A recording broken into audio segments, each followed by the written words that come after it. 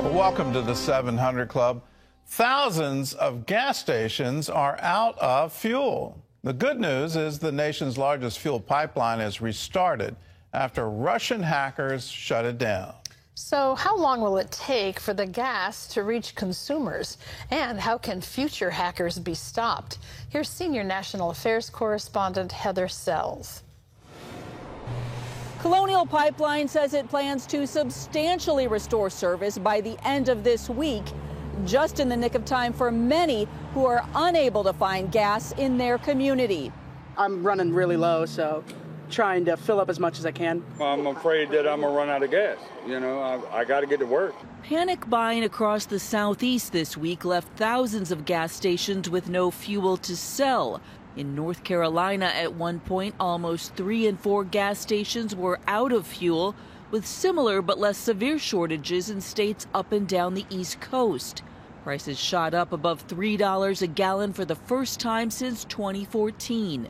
Colonial says deliveries will return to normal in several days, but gas prices likely will not. Gasoline prices will go up quick. They don't come down so quick. Economist Dan Celia says rising prices will spur inflation and could also lead consumers to tamp down on spending, similar to 2008 and 9. Nobody out there believes for a moment that the cyber attacks aren't going to continue to happen. So the fear is, I don't know, do I hunker down? Should I save my money?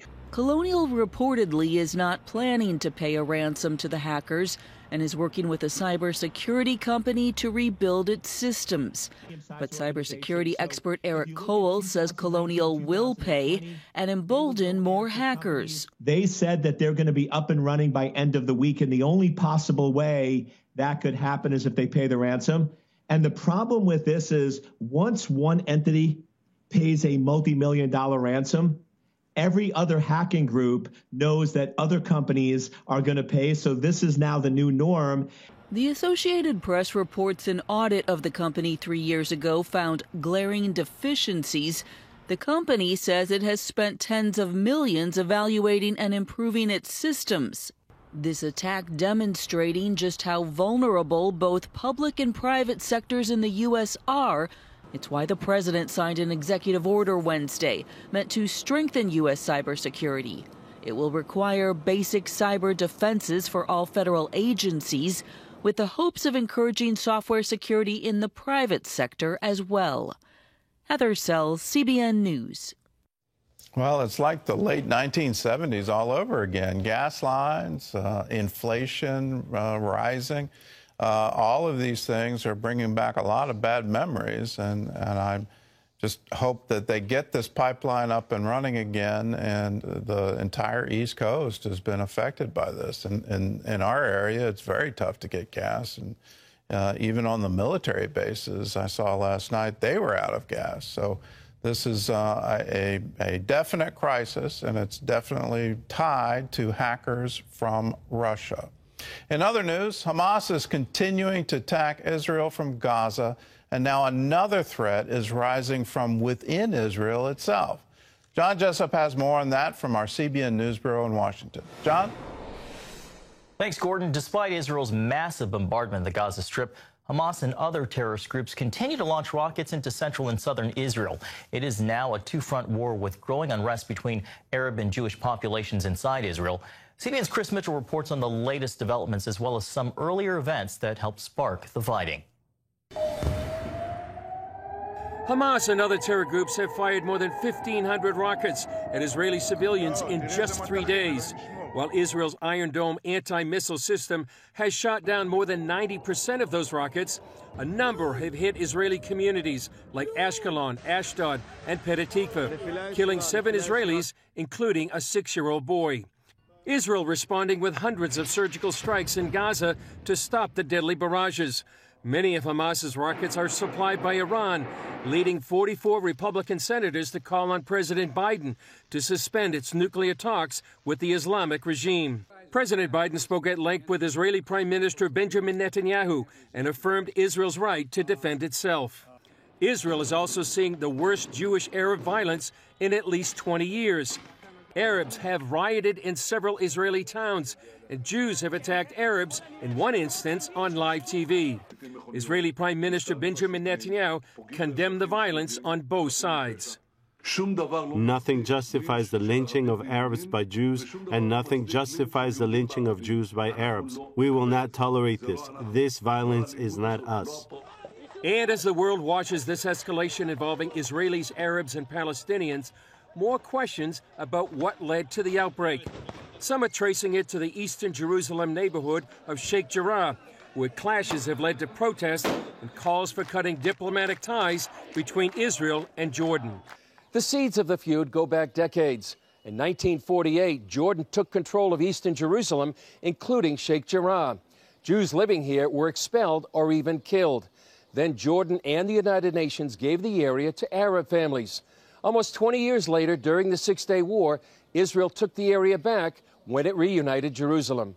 My father took the house from the Jordanian in 1956. There is agreement between Jordanian and UNRWA. Jordanian give the land, and the UNRWA built a 28 house for 28 refugee family. Now, after 65 years, 4 families with more than 70 people face eviction. Jewish Israelis plan to move in their place. But Israel argues the Jewish claim on the land goes back long before 1948. We have to know the history of this place. We call it Shimon HaTzadik. The land around the tomb of Shimon was purchased by the Jewish community, dated back to 1840. According to Jerusalem's deputy mayor, the two sides had agreed to a legal compromise, whereby the Palestinian residents would be protected tenants, paying a minimal rent without fear of eviction. Ultimately, we're talking about a property dispute. One of the parties who can prove ownership, and another party who are seen legally as squatters because they moved into this house after 1948, and now we have a property claim that, of course, has been conflagrated by everybody in the West. Hassan Nahoum tells CBN News that the residents were then told to abandon the compromise. The Palestinian authorities sent their lawyers. The minute they were involved, the minute this became political, they had no interest in helping people stay in their homes. They wanted people to get kicked out publicly in order for Israel to get reprimanded by the entire world. David Cohen, member of a Jewish family in the neighborhood, has seen a difference among his Arab neighbors. I can tell you that in the last 2 weeks, suddenly everything changed. They see me and every person that looks Jewish as an enemy, as someone who's really dangerous. Cohen told CBN News of a conversation with one of his Arab friends. And he said, at this time we're photographed. They're paying attention to us and checking us. It's forbidden for me to have a good contact with you. Israel maintains it's working to calm the situation, such as delaying a Supreme Court hearing on the issue. It's also calling for international pressure on the Palestinian Authority to stop the incitement and publicly call for an end to Palestinian violence and terrorism. Chris Mitchell, CBN News, Sheikh Jarrah, Jerusalem. Great reporting. Thank you, Chris. Well, back here in the U.S., a record number of migrants tried illegally to cross the southern border in April. Officials say they encountered about 178,600 immigrants at the border, the highest monthly total in 15 years. And while the number of unaccompanied children trying to cross has dropped from the all-time high in March, April was still the second busiest month. Among them, 5 young girls ranging from 7 years to 11 months old, discovered by a Texas farmer on his property just inside the border. This is where my husband found them this morning when he was checking on the farm. He thought one of them was dead. This is one of our workers' wives right here taking care of this tiny one. No one with these children dumped out on the side of the river here on our farm. 20,000 minors are in HHS care right now in long-term facilities. Well, international religious freedom took center stage at the State Department Wednesday as Secretary Antony Blinken released the department's 2020 report on the world's worst offenders. And whenever human rights are denied, it ignites tension, it breeds division. As this year's International Religious Freedom Report indicates, for many people around the world, this right is still out of reach. The report highlighting Iran, Burma, Russia, Nigeria, and Saudi Arabia for violating religious rights and putting special emphasis on China's abuse of Uyghur Muslims in Xinjiang province. In addition to imprisoning millions of Uyghurs in labor camps, the report says the communist government is using overwhelming surveillance technology to turn the region into a, quote, open-air prison. Christian churches also are under heavy surveillance with cameras installed in some sanctuaries, and unregistered churches forcibly closed and torn down. Gordon, back to you. Well, it's good to see the new administration is keeping to the principles that religious freedom is a human right. It's a basic human right. And the rights of conscience are recognized by the United Nations. These rights need to be enforced. And China's going to say, well, you're meddling with our internal affairs, and you have no business doing that.